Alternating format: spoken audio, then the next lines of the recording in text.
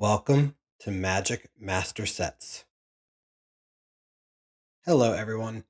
So in this video, what we're going to be doing is going over all the cards that we got in the last video from my whatnot order and adding them into my collection.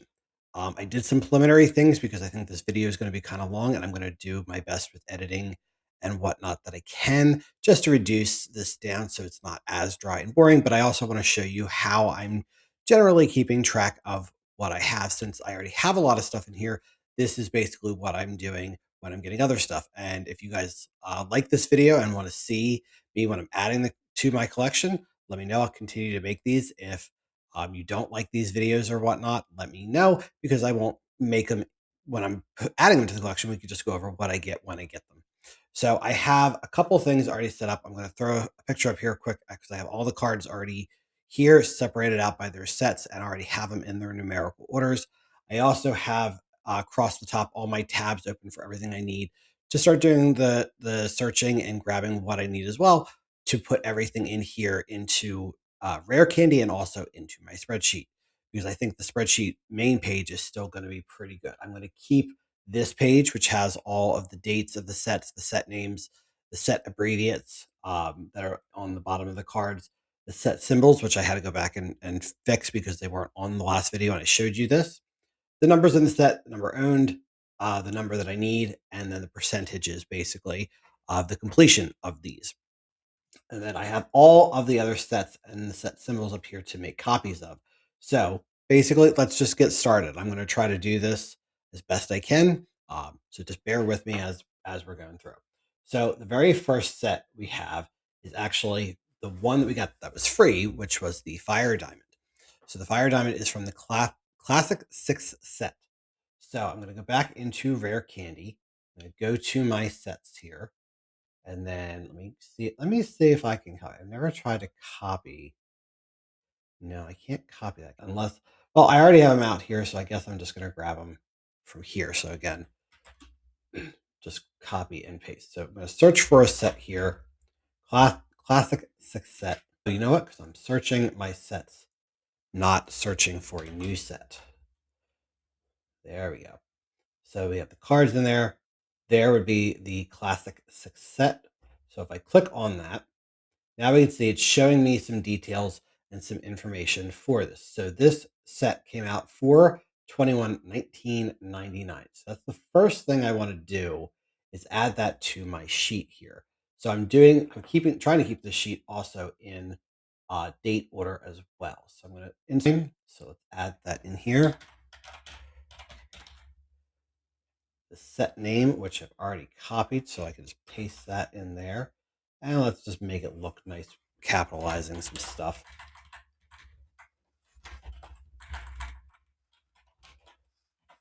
So let me see if it has an abbreviate, because on the card itself, there isn't anything. So let me take a look here and see if I see anything on any of the other cards. Not seeing anything. So there might not be an abbreviate that I'm aware of for this. If I can find it later, we can throw it on, but I do not see it on here. So this one, we're just going to skip that. The set symbol, so that's why I have this saved up here. So what I'm doing to get the set symbol, because sometimes these are images and sometimes they're not, and it's really annoying when they're not, is I'm just simply grabbing it, I'm screenshotting it, and I'm just doing off screen here. I'm just doing some copy and pasting of the image just so that I have it ready to go so I can load it into there, because just the way that I think this is formatted here. There we go. Sometimes when I'm trying to like right click and save this as an image, it saves it more as an internet link and then it won't work. So I have to copy, like screenshot it, and then basically, oh, what's like this?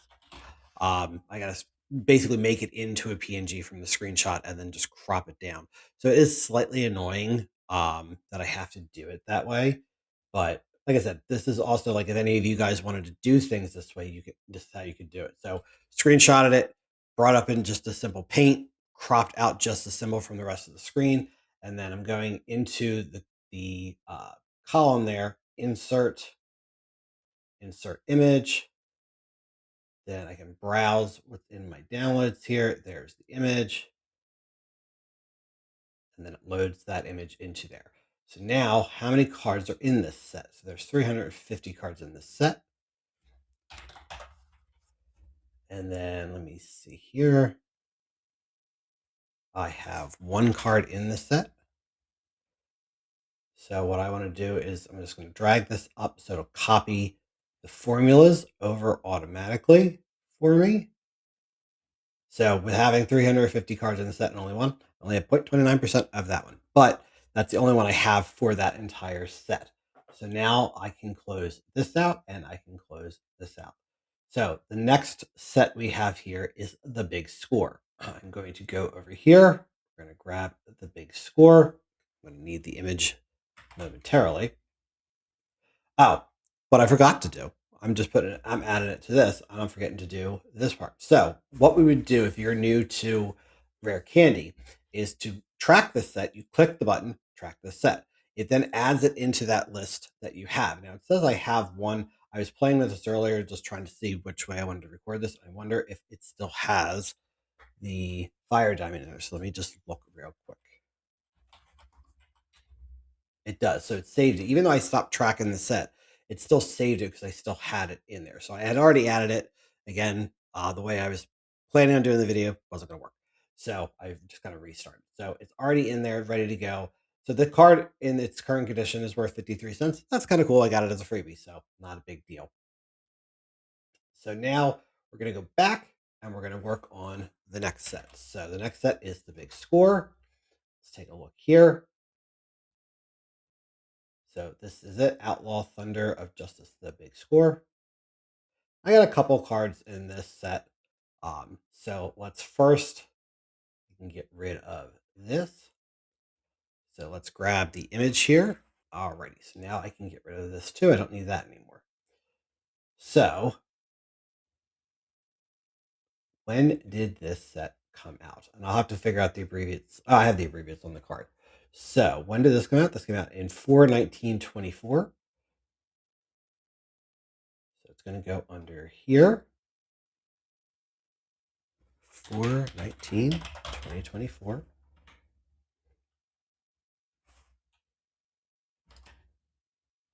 Why does it still have that? It's not what I meant. I don't know why it still copied that. I copied that earlier. Let's just grab it from here.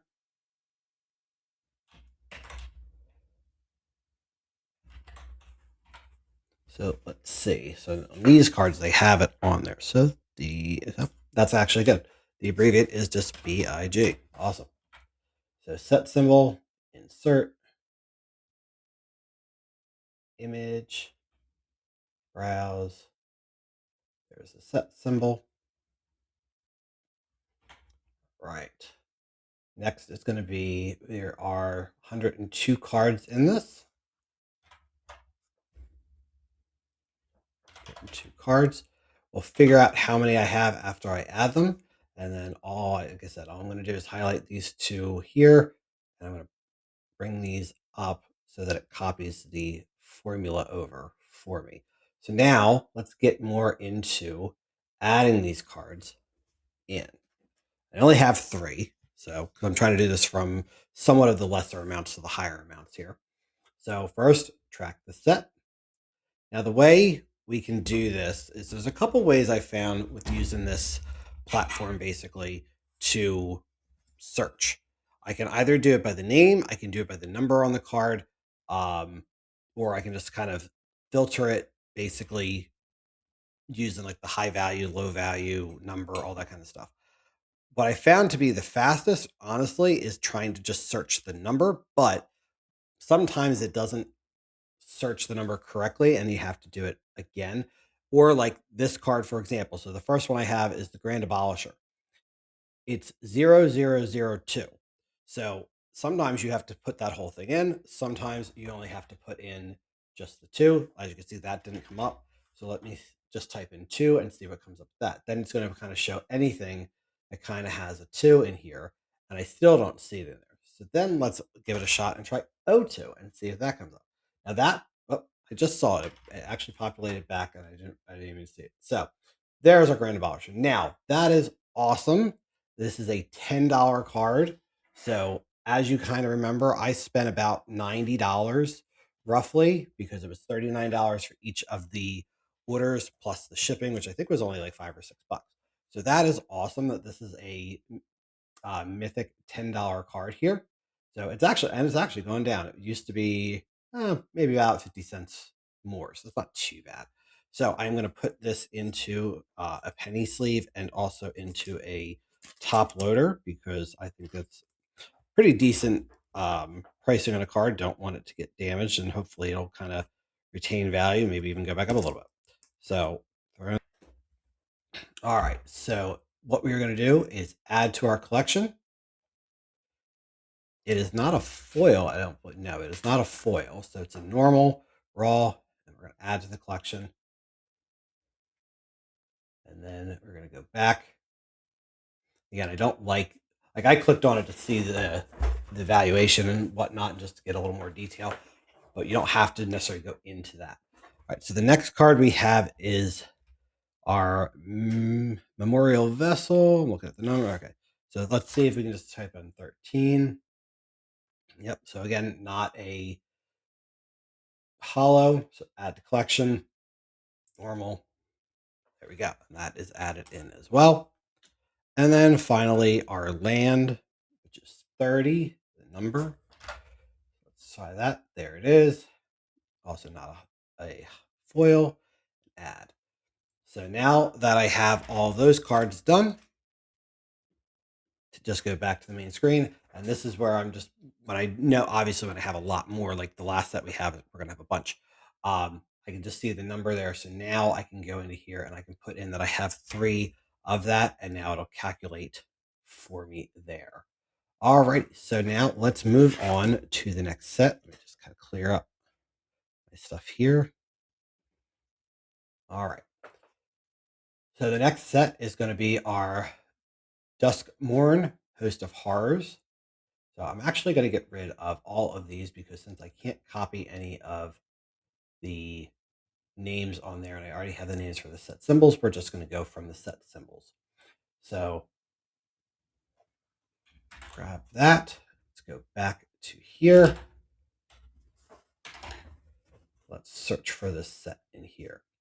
So now I have to double check because there's multiple sets that it's not the commander one, I do not believe. So let's check into this and just maybe do some verifying here. You can hear my cat. He is sitting under me and he's very upset that I'm not paying attention to him. Let me just take a look at one of these cards here. So, yes, this is the correct set. I always just like to verify. I don't want to start playing around and looking for stuff and not finding stuff if I'm not in the right spot. So let's go back. So this came out in 9/27/24. So while I'm doing all this and we got some downtime, you guys should be give me some comments. Let me know what got you into Magic. When did you start? What formats do you like playing? Um, maybe favorite card. Just give me some details about you guys. I'd love to learn more about like my fan base and stuff like that. Like I said, I got into Magic myself when I was much younger. I was a teenager. I don't remember how I found it. That's the thing I kind of am upset about is I don't remember how I came across Magic. I just know that I did, and I was instantly intrigued because I just thought it looked interesting and cool. And like even though I was still a teenager and I'd grown up with like Yu-Gi-Oh and Pokemon, I thought Magic just looked so much more intriguing and like more for adults. And I was in that phase of my life, I guess, of feeling like I'm starting to grow up and not be much of a kid anymore. So I think Magic just, I guess, looked like a better thing to do than Pokemon and Yu-Gi-Oh. But I do find it entertaining. that we still have so many adults that use the nostalgia of the games and stuff like that and make content. And I follow content creators for Magic. I follow content creators for Yu-Gi-Oh, for Pokemon. Uh, and it's just, I think it's just great. I mean, I love that we can be adults and look back on stuff that we did as kids, still love it, still enjoy it, and still find ways to enjoy it together as communities. Like, I think that's just great. So what am I looking for here? Oh, I'm looking for the number in the set, 438 in this set. And then let's just copy these formulas over. And then let's get into tracking this set and seeing what we got here. So again, I'm only going to just try to do this by the numbers just to make it a little bit easier, a little bit faster with the search. So the first one we have here is Jump Scare. So we're going to add to collection. This is actually a foil though. Now I do find this interesting in some ways. Sometimes the foil is first and sometimes the normal is first. And I don't know why. Maybe it's because foils are printed just more regularly for this card. So they default the one that is actually more common first, but I'm not sure. And I've seen that. So I just, when you guys are doing this, don't just assume that because it's like normal would be normal, that normal is going to be the first option if you start collecting in the same way. So it's not, that is not the case. Sometimes foil is first because I think it's more of a common printing. But I could be wrong because again, there's not a lot of on this platform or on this website that's making sense of how it's formulated. So who knows? It could just be a weird coding error. Not sure. Add to collection. Now this one is defaulting foil first, but this is not a foil. It's just a regular normal. So we're not doing the foil on that one. Next we have number 25. Again, it's not a foil.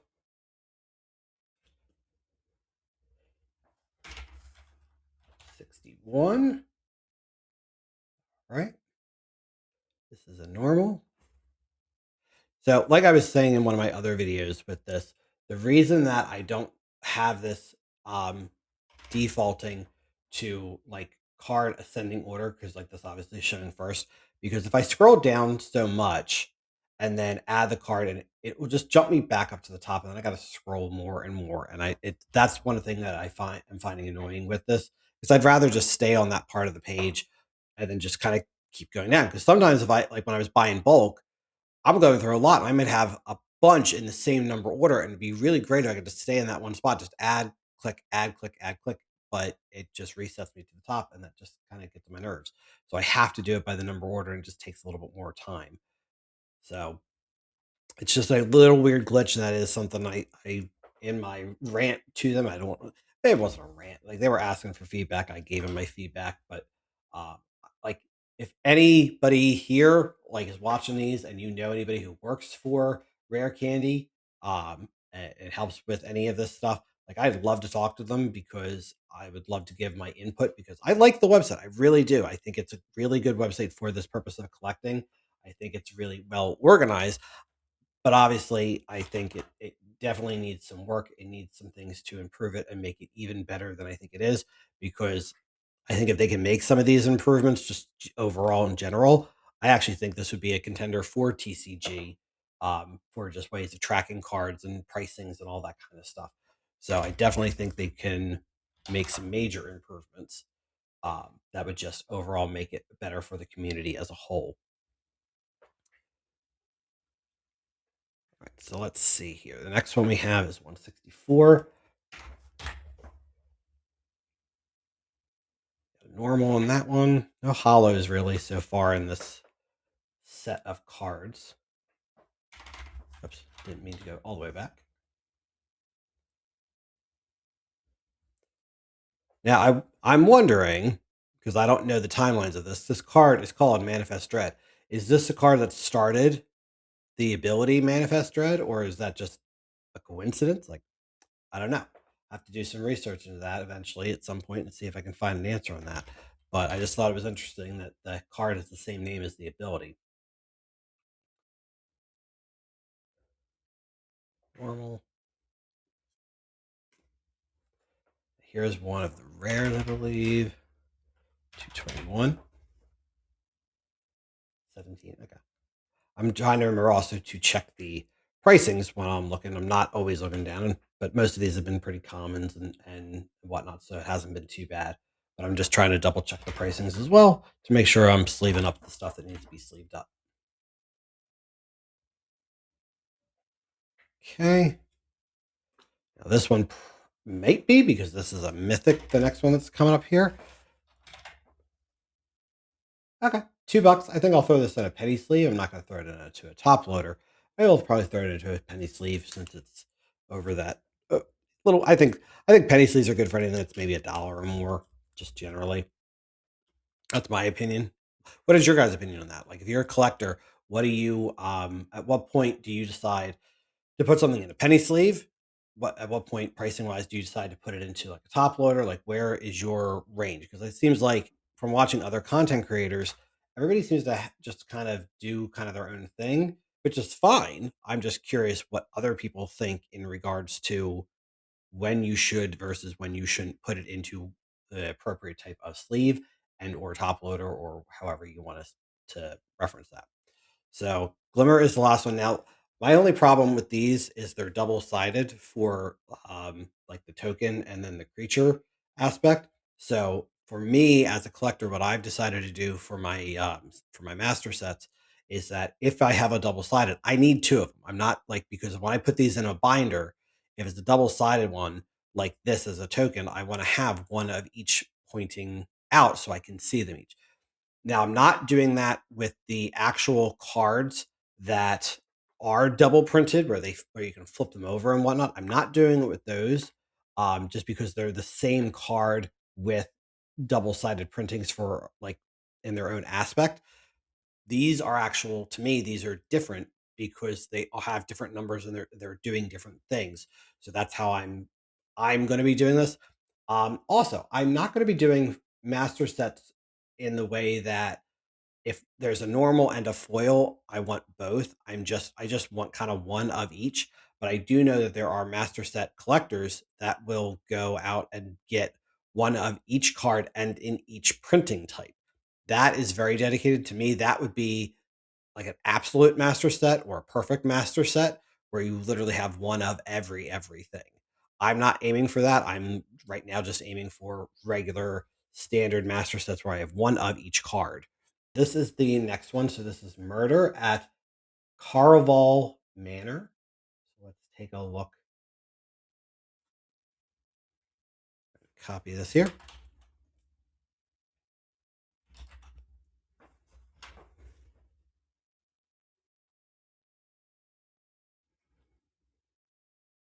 Do not believe it's the commander set version either. Whoop, sorry, didn't mean to hit the mic there. Just take a look. First one I have, this one I'm not sure which one it is exactly. That's why I'm trying to scroll down here and take a look. So it's not this one. But it is number 21, and it just says mysterious creature. So I will have to see where this one's going to fall in the set. Because sometimes these ones that restart the numbers also, when they're not a normal, like a standard card, like a creature or an instant, they're actually on this sheet, they're lower or at the bottom. So it's like you would have all them stuff, your mana, and then you would have kind of like the next set of things in there as well. So this is probably more than likely going to go in the back. And the way I could also do that and just check it out of curiosity is change this from card ascending to descending. Because so you can see, yep. So this is that card. This is it's the very last card in the set, even though it has number 21 on it. It's part of like the tokens and other stuff at the end. So that's how this filters. So like this would be like the last card in the set, and then it has all the tokens and things after that. So that's another way. It's kind of for me easy to check where it's going to fall in order because while I'm collecting them, I'm keeping in order and basically, I'm going to use the way this platform has them lined up.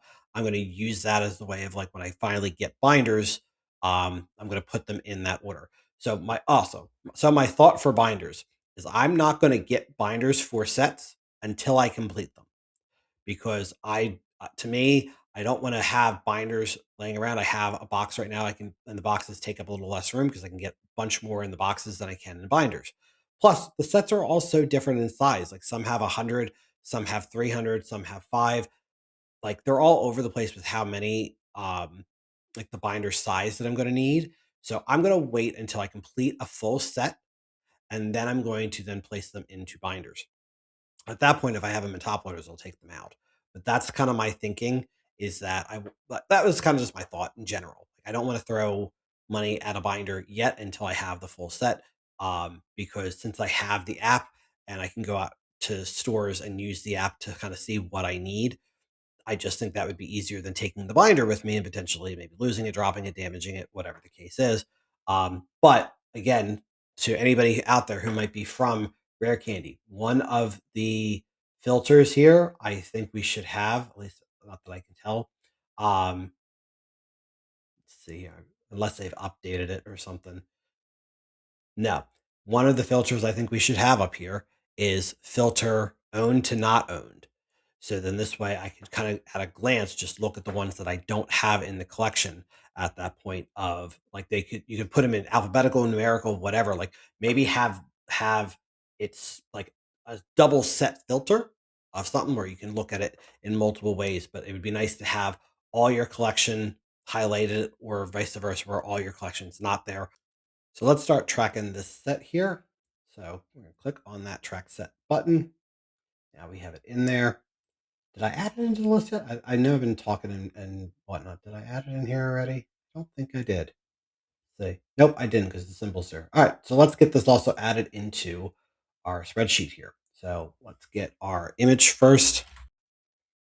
So what set was that? That was Dustnor House of Horror. So let's go back real quick just to look for how many cards we had added into that.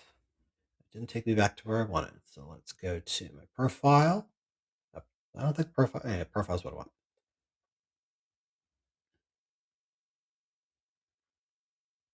So let's go back into there.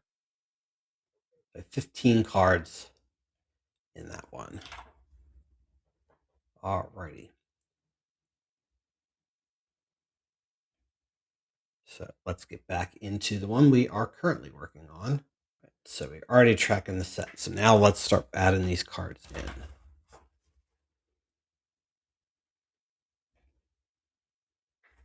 So now this is not a foil, it is normal.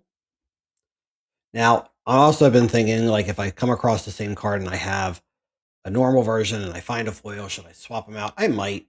As I was doing the bulk, I wound up getting some duplicates here and there, and that's what I was doing. Where if I had a regular and I found a foil, I swapped them out. So I might continue to do that potentially as I go forward.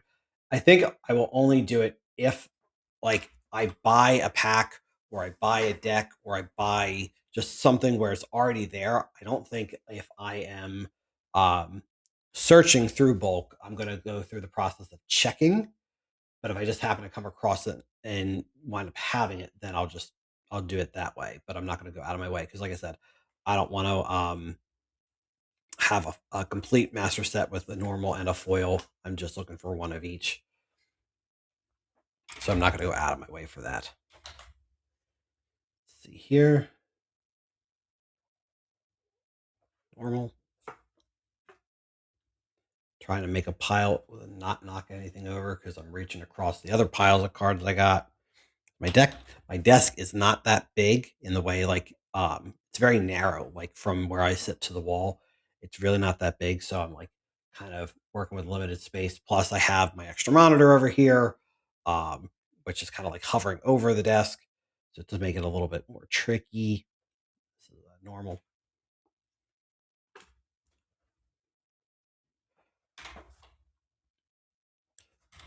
So while we're doing this as well, what other content creators do you guys follow? Like, um, if you want, drop a comment below and tag them, and just so this way I can find new content creators myself because I'm always looking for new people. And I've some of the content creators I found for some of the stuff, I found them through watching one content creator that I liked, and then they'll have somebody on. I'm like, oh, that person's interesting, or I like them, or whatever.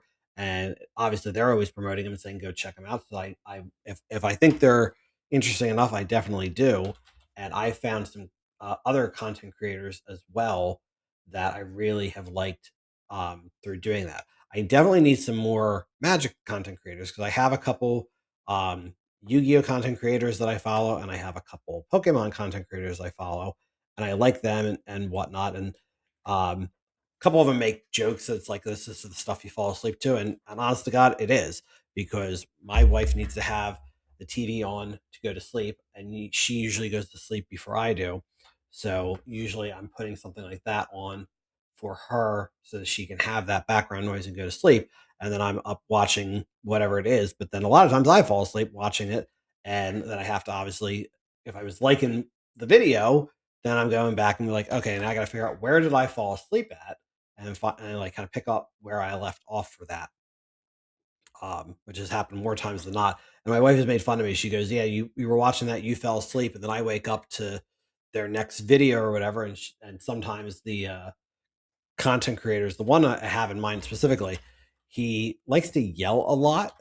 Um, what winds up happening is in another video where he's yelling, he winds up waking my wife up because she just hears him yelling and somebody's yelling in the middle of the night. She wakes up. And the problem is I actually have hearing loss. So, and I don't, I wear hearing aids. I don't have them in right now because it's just me. Um, but, and I can hear without them. It's just the hearing aids help significantly with hearing. But right now I'm home by myself. The only one I got here are my cats and my one's laying under my desk here. Um, but like I'll turn it down for me so it's not as loud, but for her it's like maybe normal. And then you got somebody yelling and screaming in the middle of the night and she wakes up and she's like, "You gotta remember to turn it off or put it on the sleep." So this card, I actually do have the foil version of this. Now, what's interesting, and I'll backtrack this real quick, is this is showing, I believe, and I could be wrong on this again. I'm still learning this complete thing. I believe this is showing the common. So because it's already default to normal, I think it's showing that price as the normal. So if you select foil and add it, if the pricing is different, it will change. Now, obviously, the foil and normal pricing aren't any different right now, but I have seen it where like I'll have it where it says like 5 cents. I'll add the card, but it's a foil or it's a different version and put it in there and it will jump up to maybe like 17 cents or something like that. So I think it always will default to whatever the preset one is, that normal or foil that's there. I think the pricing that it's showing is defaulting to that particular one. Again, just so if you guys start using this, you have a little bit more understanding of how the platform is working. I like to educate and teach as I'm going as well, from the things that I've learned. And it's actually something I do in my normal job. Um, and maybe I'll get into that in a different video when I'm rambling, or maybe even further into this one. Um, Actually, why not? Like we got plenty of time. I got other sets to go here. So, what I do for a living is actually I am a real estate agent.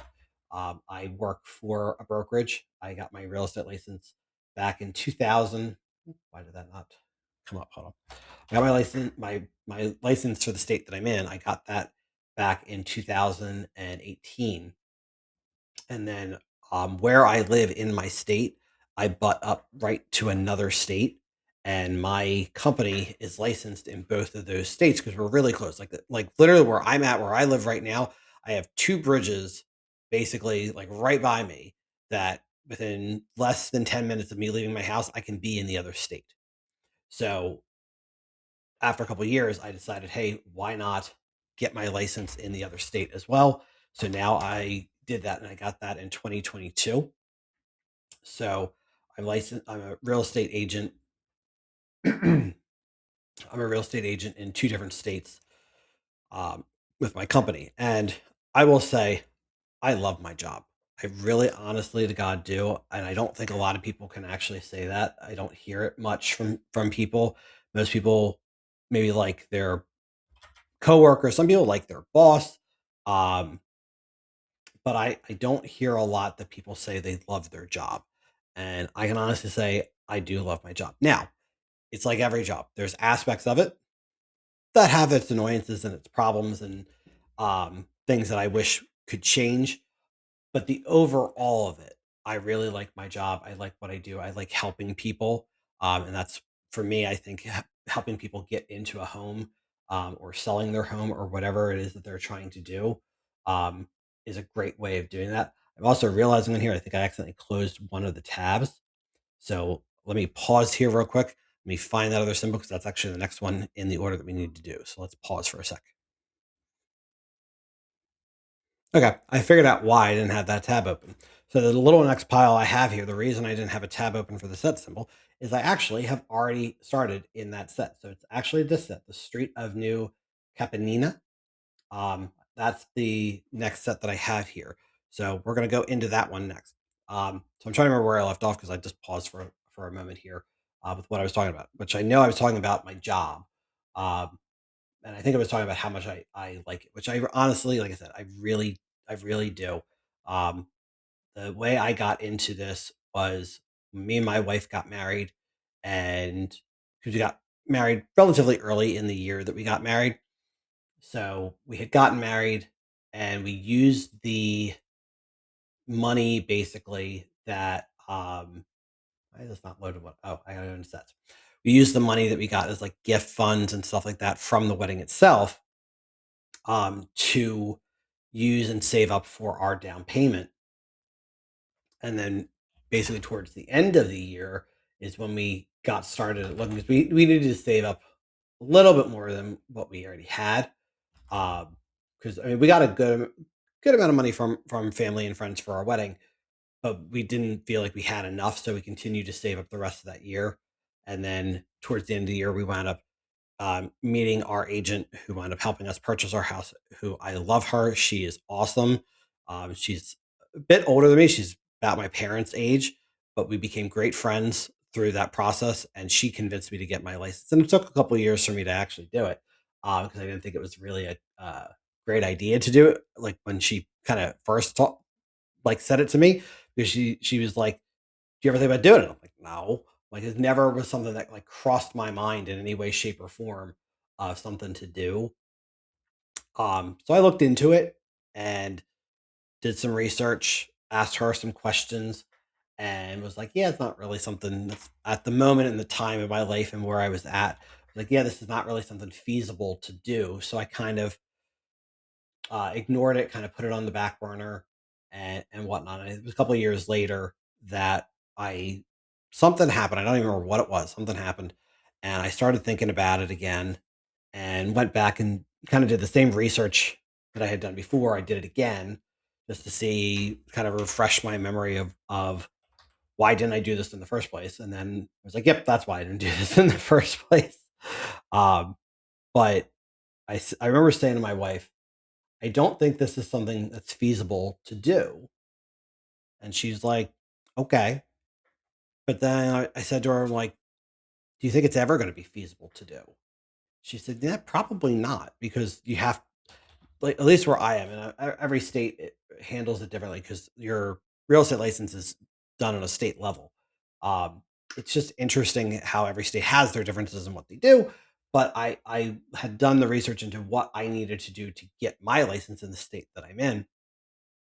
And basically was like, I don't have the time to do it because I had to, I think at the time it was 65 or something, 68 hours. I forget exactly. It was like 60 something hours of classroom time to sit through it. And at the time when I was thinking about doing this, I actually had a full time job, a 40-hour a week job, and a part time job that I did around another 20. So I was working about 60 hours a week, about 5 to 6 days a week. Because I still tried to get 2 days off, but the part time job every once in a while would schedule me on one of my other days off. So there were times I only got 1 day off a week. And there were even very rare occasions, which I tried to avoid at all costs, but it happened every once in a while where I would wind up working consistently. I think the most I wound up doing in something like that was like 14 days or something like that, just because of the way the part-time job schedule landed with my full-time job. They wound up putting me on the days off, and I wound up working basically like 2 weeks straight. I think it was like 13 or 14 days. I don't remember exactly. I didn't like that. Um, it's hard. Like if you've ever done that type of job, or like not that type of job, just like if you've had that type of schedule, it's hard. It sucks. It's I didn't get to see my wife that much. We didn't really spend that much time together. I didn't really feel like I had a life. And I was looking, I think, at real estate, being a real estate agent as a way of a new career, a new way of doing a job and making money. And it was intriguing. There was something about it that in my head was like, this seems interesting. So even though I had all that going on, I decided, you know what? Let's just give it a shot. Let's see what happens. So I had to talk with my full time boss because the only classes that I could really find that I could attend were on weekends. And with the job that I had and the position that I was in, having off on weekends was basically like not going to ever happen. Um, so that made it a little bit more difficult just because I was in a supervisor position. And I just, with, like I said, with the type of job that I had, I needed to be there. So I found a class that would allow me to do like basically cram all the hours into 3 weekends where I would go Saturday and Sunday for so many hours each day. And I'd only have to do that for 3 weekends in a row and I'd be done. And that was basically what I was trying to do. So I talked to my boss, asked if I could do it. He was not happy about it. He was like, I can't afford to really lose you for 3 weekends. But I was like, look, this is the only option I have. I'm like, if I want to do this, this is really all I have because the other types of classes were like every day or every other day and kind of like randomly in the middle of the day. I'm like, I can't afford to do that either because with the way my schedule was, sometimes I work mornings, sometimes I work nights. It just depended. And I couldn't be like, I couldn't ask my boss for a set schedule. So that wasn't going to work. So I was like, I'm like, if you let me just have the 3 weekends off, basically, I'll get this done and knocked out as quickly as I possibly can. And then not have to worry about it. So you basically lose me for a month on the weekends, but then you don't have to worry about it anymore after that. So he asked when, we talked about it. I finally convinced him to let me do it. So I did. And I had a cram. Like I will say the classes are not the easiest. It's a lot you gotta learn. It's a lot of legal you gotta learn. And that's what the classes help you do. But it was just a lot. And I literally would go to the classes on the weekends, work during the week, both jobs, and basically study in any downtime that I had because I was devoting a lot of time and wasn't cheap to go to the classes either. It wasn't expensive, but it wasn't cheap. So I wanted to make sure that I was doing that as well and making sure I was utilizing the money correctly.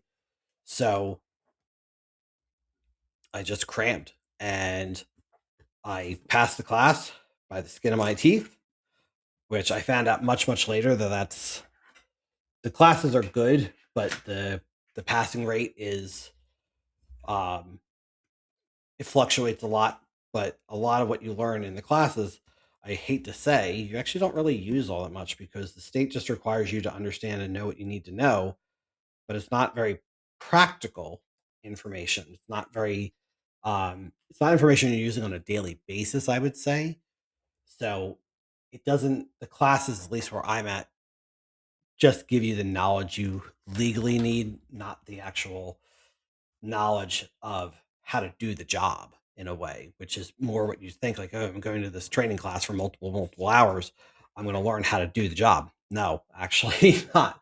That's what your company, when you join a company in what's called a brokerage, when you join a brokerage, that's what they help you do is they help teach you how to do the job.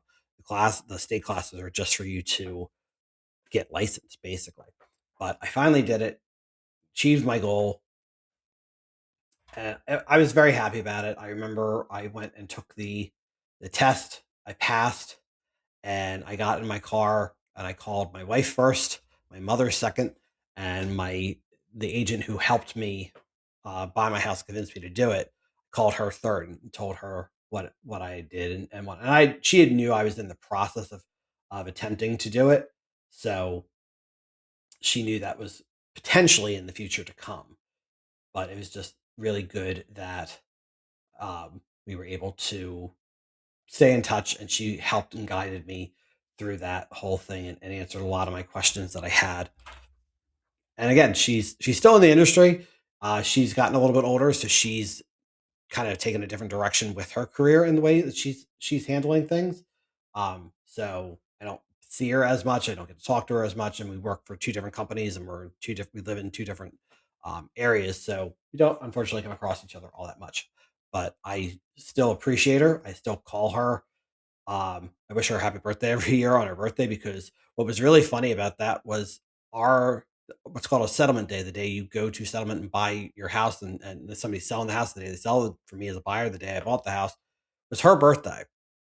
And she didn't tell me that at first until we were there doing the settlement. She like somebody said something, and she said, "Oh yeah, well it's my birthday." And I'm like, "Why did you not, like, we could have scheduled this on a different day and all." And she's like, "No," she goes, "This is important to you." She goes, "I've had lots of birthdays and I'll have plenty more." She goes, "But this is important and we need to make sure that this happened for you guys." So I always appreciated her. So we got three more new sets to add, but the last one is, there's a lot to it. So I think I'm going to just finish off these last two, and then I'm going to make an entirely different video. Basically, the same thing I'm doing right now, just for that last set, because there's a lot more to that one. Which it's the Outlaw set. It's this set.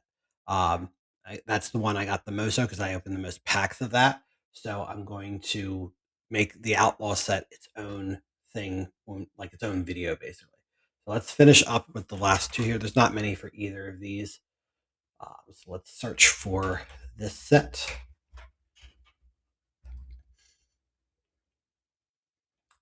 here. So this set came out in 2/14/25. I just want to check one thing real quick. Hold on one second. Yep. Just check this all up. Making sure I'm putting my stuff in the right order. So 2/14/25. That's going to go above 2/14/2025. There's a Valentine's Day set, which Valentine's Day is coming up here. You guys doing anything special for Valentine's Day? Me personally, I do not celebrate Valentine's Day. I do not think it's not a bad holiday, don't get me wrong. I just don't celebrate it. I think it's kind of a dumb holiday, my personal perspective. And what's kind of funny is my wife knows that I do not celebrate Valentine's Day.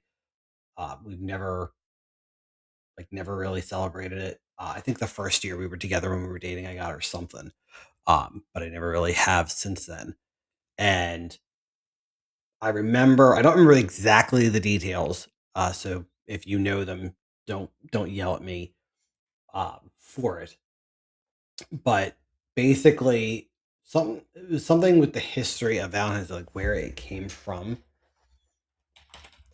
It basically comes from, I forget when and where, but there was basically a Saint Valentine. That Saint Valentine was an actual person. He really existed. At least that's from what I understand of the history. And it was something in the realm of where they were at the time, without like permission from like either the Pope or from somebody higher up in authority. Um, People could not get married without like that approval. And it was very apparently hard to get the approval. And St. Valentine didn't think that was a good thing. So he was like, nope. He's like, you want to get married? I'll just marry you anyway. It's fine. And was performing wedding ceremonies for people and getting them married. Well, it was found out that he was doing this against the wishes of whoever was in charge, basically, and was put to death. I believe he was hung. I could be wrong in that as well. Remember that this is going back to, again, high schoolish teenage years, when I like we're going back 15 plus 20 years ago ish. Um, but that was basically it. Like he was marrying people like without approval, and was basically put to death for not abiding by the rules. And the day that he was executed was February 14th. So that is where apparently we get Valentine's Day from, is the day that he was killed. Now, what he was doing, I think, was a very nice thing. I think it was great that he loved love so much and wanted people to still get married and whatnot. But to me, it's like, okay, we're going to celebrate the day that somebody died. Like, to me, a day that somebody died usually is a mourning day. Like, you want to mourn for that person and whatnot. And what it seems like is people celebrate it by loving each other and whatnot, which is a good thing. Like, obviously, that's what he wanted, at least from the history and stuff that I know. But I don't know, it's just a little weird to me. I'm also realizing I forgot to put in the number here. So before I get started on the new set, I want to make sure I get the number in the old set. So let's go back to my sets.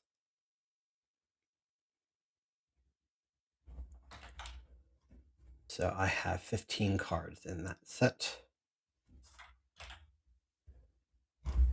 Okay. Let's go back to this one. This is the next one we're working on. Okay.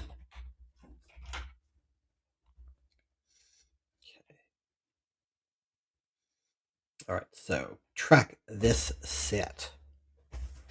Let's see what we have here for this set. This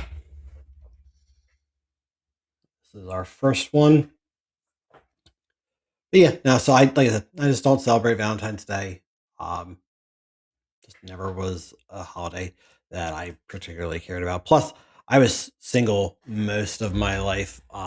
Didn't date very much, and until I found my wife, basically, and then we were together for a while, and then got married.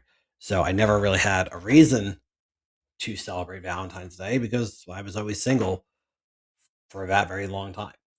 So it was just never something that I really particularly cared about either. But now what was interesting is my parents got married on Valentine's Day, so that was their wedding anniversary. They've been divorced for many years now, but they had gotten married on Valentine's Day. Um, and even my cousin, my very first cousin, when she was born on Valentine's Day.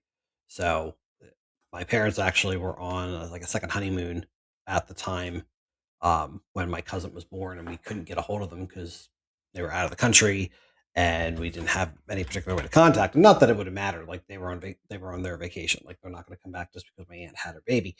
But it was just like we couldn't tell them. Like they were gone for days.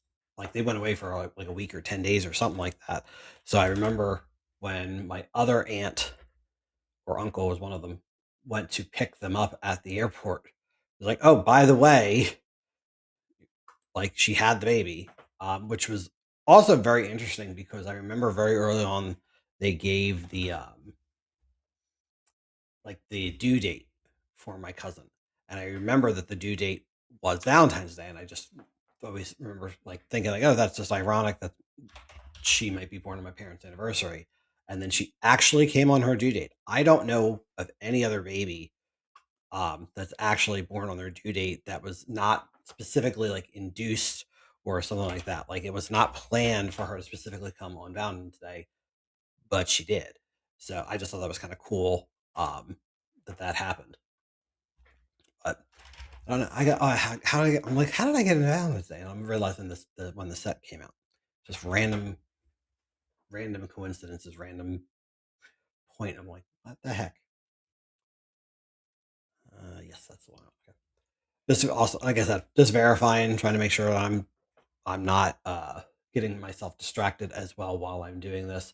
I keep forgetting to completely check for the pricing, so hopefully I'm not missing anything major. Now, this one we actually do have the foil version of this, so let's see. It's 4 cents non-foil, still 4 cents for the foil, so it doesn't really change it. I was hoping it would change the potential price just a little bit.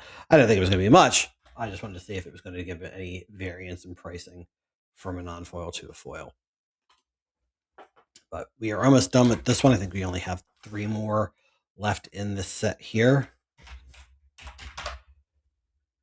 Yep, that's one. We got our land. I keep forgetting to take out that extra number. There we go.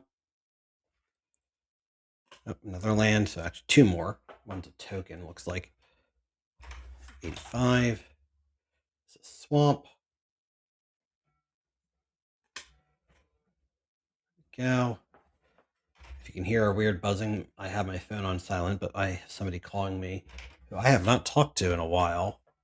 I mean, I talked to him probably in the past 6 months, but I haven't really talked to him lately. So I will give him a call back when I'm done with this. See what's going on. So this is another one of those cards where one side is one token, the other side is the other token. So whenever one happened to be up, that was the one where it says elephant, and I said no, it's a mammoth.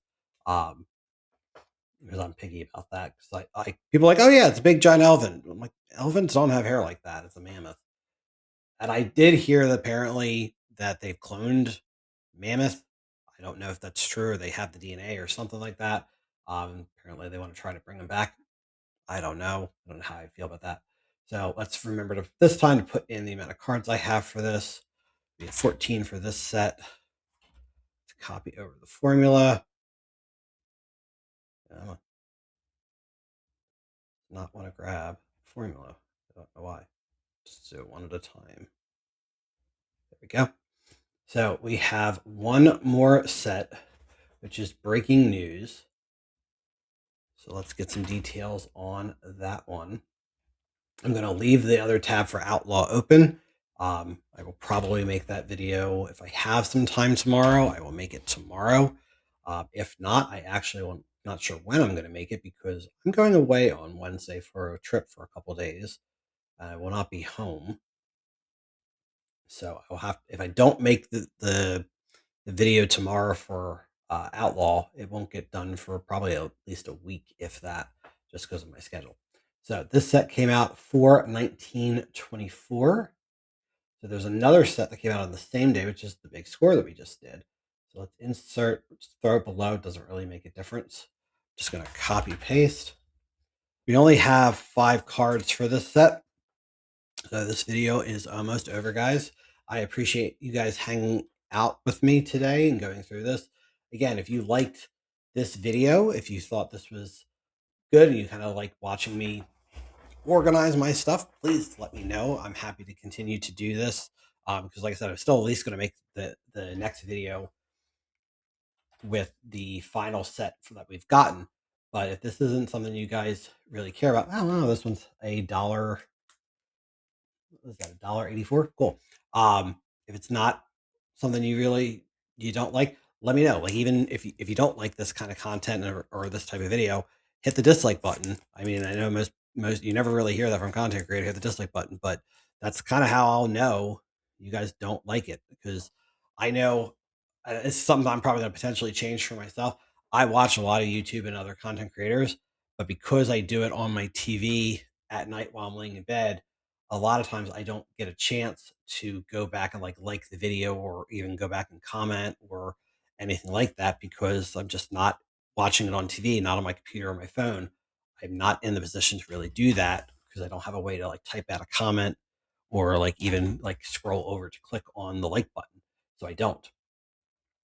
But now that I'm potentially becoming a content creator with doing this, maybe I will make sure that I get better at doing that, because I do know from listening to them and things that they have said that you should, because it does obviously help algorithms and keep you up to date on what's going on with the content creators you like. But I mean, I subscribe to them and check out their stuff pretty much almost every night, I would say, because I got to put something on for my wife to fall asleep to, and I want to at least be watching something somewhat entertaining while she's going to sleep. So that is going to be it for that set. We got 4 out of 85 cards in that. So let's throw that in there. So let's take a quick look before we end here of everything that I have. So this one, I will have to look up to see if there is a set symbol for this. But these are all the sets that I have. These are all the cards I have. I do have duplicates. I have them separated in another box. So this is what I got, and I'm not particularly looking to finish one particular set in any particular order or whatnot. I just want to kind of keep track. Like I said, I will use this and I will use the app to do so. I think this would probably be Crimson Vow Commander. This is the one I have the highest percentage completed of. So I'm just a little over 100 cards away from completing that set. So maybe if that is the focus, then maybe this is the set that I will actually start focusing on. But I do have another order from like I had said earlier, I have another order from Whatnot coming in. I believe it is just a pack because it was a random draw on a wheel, and I honestly do not remember what it was. So when that comes in, if it is a pack, we will crack it together. I will do it on a video, and you'll see what we get, and then we'll add it into here. But the next video, like I said, is going to be doing Outlaw, adding Outlaw into the collection as well. So keep an eye out for that. And again, I appreciate you guys hanging out with me. It's been fun for me. I've been enjoying doing this and seeing the collection grow. Thank you for watching Magic Master Sets. Please like and subscribe to the channel, and please feel free to leave a comment.